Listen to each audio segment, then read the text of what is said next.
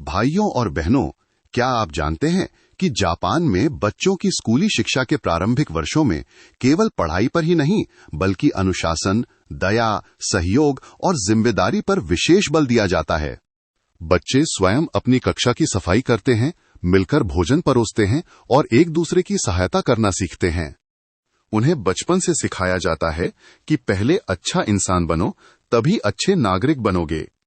अब एक क्षण के लिए कल्पना कीजिए, यदि भारत भी ऐसी शिक्षा व्यवस्था अपनाए लेकिन उससे एक कदम आगे बढ़े। यदि भारत अपने विद्यालयों में करुणामय, प्रेरणादायी और एआई संचालित नई पीढ़ी के शिक्षक तैयार करे, जिनका सबसे बड़ा उद्देश्य केवल परीक्षा में अंक दिलाना नहीं बल्कि बच्चों में करुणा, अहिंसा, संवेदनशीलता और वैज्ञानिक सोच विकसित करना हो। ऐसे शिक्षक जो बच्चों को केवल गणित, विज्ञान और भाषा ही न पढ़ाएं बल्कि ये भी सिखाएं कि इस पृथ्वी पर प्रत्येक जीव का अपना महत्व है। वे बच्चों को समझाएं कि गाय, भैंस, कुत्ता, बिल्ली, पक्षी, हाथी या किसी भी जीव का दर्द अलग नहीं होता। हर प्राणी सुख, सुरक्षा और सम्मान से जीना चाहता है।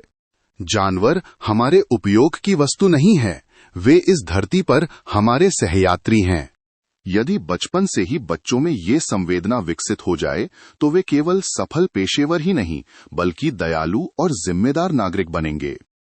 वे प्रकृति का सम्मान करेंगे, पर्यावरण की रक्षा करेंगे, पशुओं के प्रति संवेदनशील रहेंगे और हर जीव के जीवन का मूल्य समझेंगे। भारत की संस्कृति में अहिंसा केवल एक शब्द नहीं है, ये हमारी सभ्यता की आत्मा है। महावीर, भगवान बुद्ध, सम्राट अशोक और महात्मा गांधी ने पूरी दुनिया को करुणा और अहिंसा का मार्ग दिखाया। अब समय आ गया है कि इन मूल्यों को केवल इतिहास की पुस्तकों में न पढ़ाया जाए बल्कि बच्चों के दैनिक जीवन का हिस्सा बनाया जाए। कल्पना कीजिए, हर विद्यालय में दयालुता अभियान चलाया जाए। हर विद्यार्थी वर्ष में कुछ समय पशु आश्रयों यानी एनिमल शेल्टर, पक्षी संरक्षण केंद्रों, वृक्षारोपण अभियानों और पर्यावरण संरक्षण कार्यक्रमों में सेवा करे। एआई बच्चों को ज्ञान दे सकता है, लेकिन करुणा केवल एक संवेदनशील शिक्षक ही सिखा सकता है। इसलिए भारत को केवल एआई सक्षम शिक्षक नहीं बल्कि करुणामय शिक्षक चाहिए। ऐसे शिक्षक जो बच्चों के भीतर इंसानियत का दीप जलाएं।